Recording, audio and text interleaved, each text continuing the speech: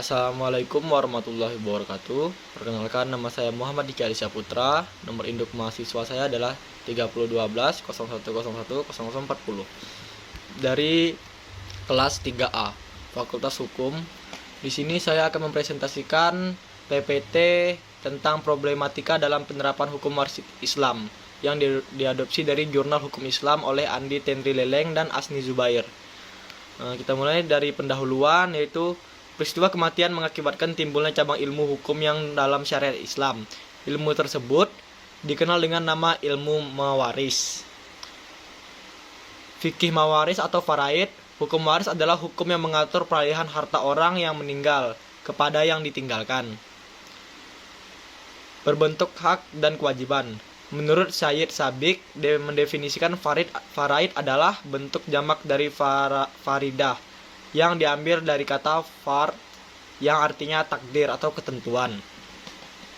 Dalam istilah syariat, far adalah bagian yang telah ditentukan bagi ahli waris.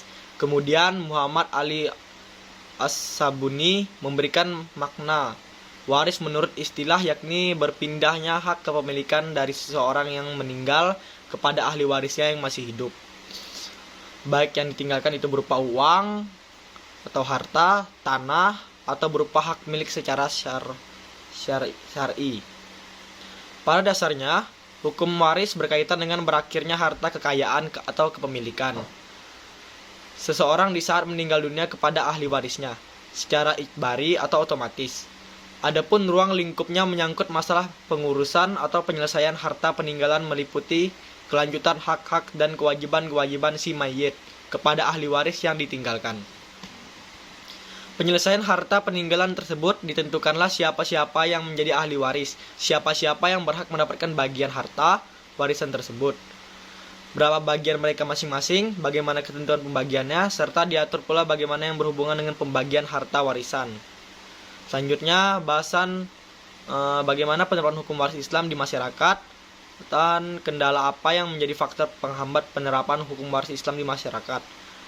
Perkembangan hukum kewarisan pada awal Islam sampai dengan sekarang dihadirkan secara bertahap atau tadarruj, agar hukum kewarisan Islam dapat mudah diterima oleh masyarakat yang sudah mapan dengan sistem dan tradisi kewarisan leluhurnya.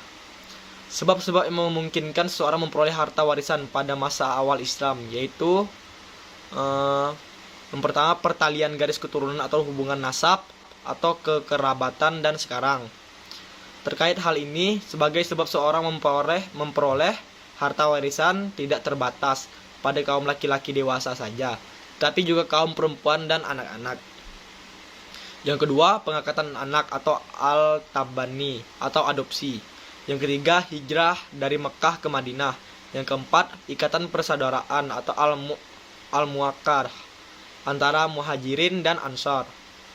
Maka setelah mengalami proses yang panjang, sebab yang menjadikan umat Islam saling mewarisi adalah berdasarkan garis nasab atau keturunan dan perkawinan yang sah.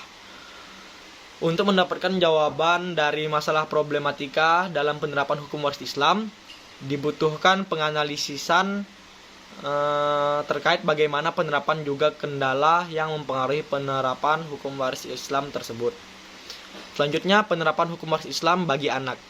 Penerapan hukum waris Islam terkait anak yang terjadi di masyarakat dilakukan sebagai berikut. Yang pertama, pembagian harta warisan untuk anak dilakukan secara kekeluargaan. Hukum kewarisan tidak dapat dipisahkan dari sistem kekeluargaan, sebab hukum kewarisan merupakan bagian dari hukum kekeluargaan. Hukum adat sebagai yang pertama, sistem hukum yang dikenal, berasal dari tradisi atau kebiasaan masyarakat suatu daerah, sehingga membuatnya memiliki posisi yang penting dalam mengatur kehidupan masyarakat. Selanjutnya yang B, harta warisan pura bage sebagai kekuasaan mutlak mayit. Harta pura bage adalah pembagian warisan dengan cara pemberian dari orang tua kepada anak sesuai dengan sudut pandangnya untuk menetapkan kadar harta diterima anak. Selanjutnya, pengetahuan ilmu waris Islam dan eksistensi penerapan hukum waris. Faktor penghambat yang mempengaruhi penerapan hukum waris Islam. Faktor yang pertama yaitu hukum adat yang menguasai pelaksanaan pembagian harta waris. Eksistensi hukum adat yang telah mendarah daging dan berlaku secara turun-temurun sebagai kebiasaan masyarakat dalam penerapan hukum waris tidak memberikan ruang bagi perkembangan hukum waris Islam. Hasilnya, hampir seluruh penyelesaiannya dilakukan secara kekeluargaan dengan tanpa melibatkan pemerintah sebagai penegak hukum. Yang kedua, sikap dan ilmu pengetahuan yang kurang memadai. Terkait hukum waris Islam, kendala kedua yang dihadapi karena tidak terterapkannya hukum waris Islam adalah sikap masyarakat yang kurang peduli atau tidak menganggap penting pelaksanaan hukum waris Islam. Yang ketiga yaitu menjunjung tinggi perbedaan strata sosial masyarakat hukum adat yang mendarah daging dan pengaruh penjajah di Indonesia telah memberikan sekat dalam masyarakat terkait penerapan hukum waris Islam. Selanjutnya, penutup.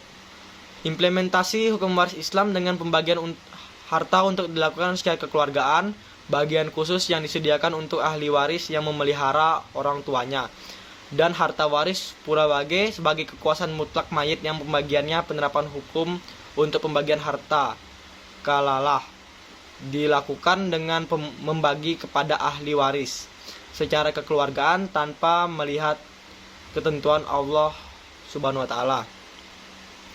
Kendala yang menjadi faktor penghambat implementasi hukum waris Islam, hukum adat, yaitu hukum adat yang menguasai pelaksanaan pembagian harta waris.